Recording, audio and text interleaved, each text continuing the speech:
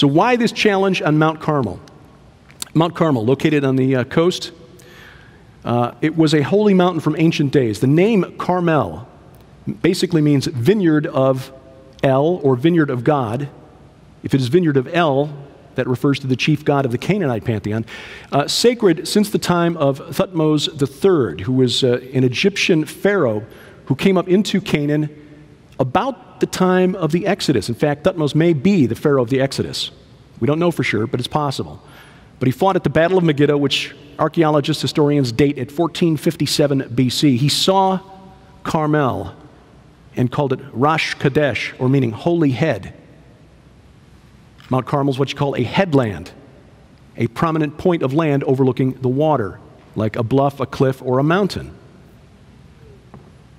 We know from the Greeks, that there was a deity that was worshipped on Mount Carmel. It was a holy mountain. God of the Carmel. A Greek geographer in the 4th century BC called it the holy mountain of Zeus. Specifically, Zeus Heliopolitanus. Zeus Heliopolitanus, Heliopolis, or City of the Sun, was a town in what is Lebanon today, in the Bekaa Valley. You might have heard of the remains of a huge temple there with these huge blocks of stone called Baalbek. That was Heliopolis. That temple with these stones that we can't move with modern equipment today were supposed to be part, they think, of a temple to Zeus. But it was built on top of a temple to Baal. Baal is Zeus, and this god at Mount Carmel was Zeus/Baal. Tacitus, a Roman historian, late 1st century, early 2nd century, wrote that the god was worshipped there in his day, except the god was called Carmelus.